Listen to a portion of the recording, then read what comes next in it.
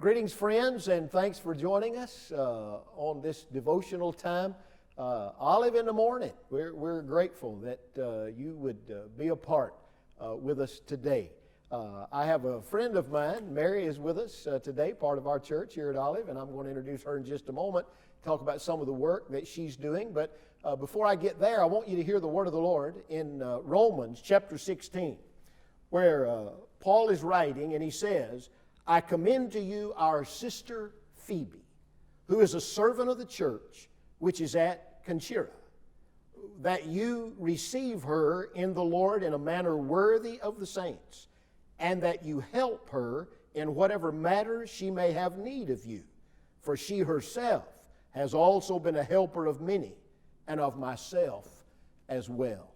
As you read the 16th chapter of Romans, and I commend it to you, Paul just names so many of his acquaintances, his friends, co-laborers together in the church. And he begins with this lady, Phoebe.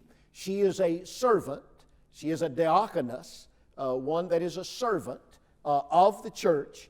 And he tells where that church is.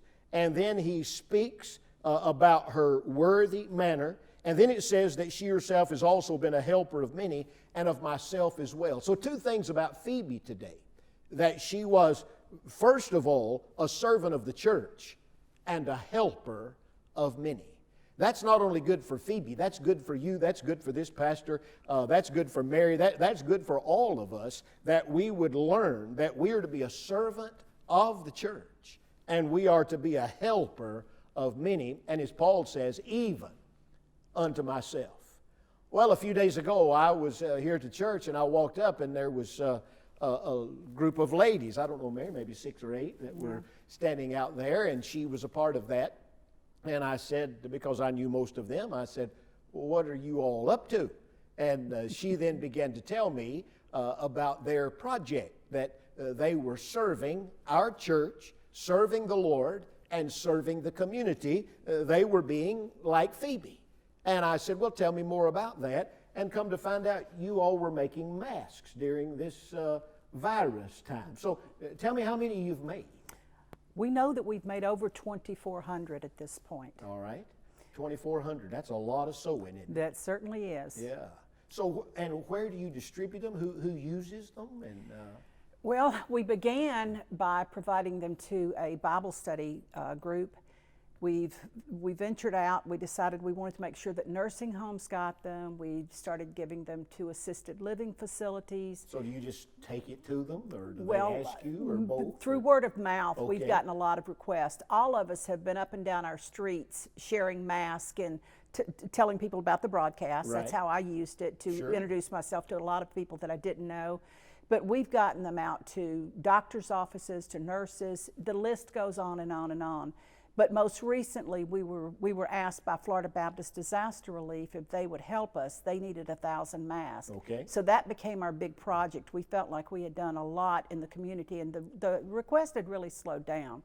So we decided to make them for disaster relief. Good. So we've sent hundreds to them, and we will continue to do that. Okay, while they're out helping people get limbs off their houses and distributing food. Yes. The biggie is distributing food right now. Okay, good. But that's how it's worked. All right. We may need some of those for a week from Saturday. We're going to have a huge food distribution here through MVO. We do it all the time, but there's a large one coming. You've got a good connection. I think we can handle it. Oh, good. We'll make that happen. Well, you've been serving the community, serving the church, but how could we help you? There's some needs here that you all have with us. How could we help? We do. First of all, let me just acknowledge that this is not me, this is us. There's a whole bunch of us from different Sunday school classes and Bible studies. I happen to be the face, but this is not about me. This is about our group, and it's about what we're doing. What we need you to go to the olivebaptist.org website. We need you to go to the COVID bar, and you can click on from there. You can say, I have a need, or I can help. Okay. We need help making masks. We need help with fabric, preferably in fat quarters, half yards, or full sheets.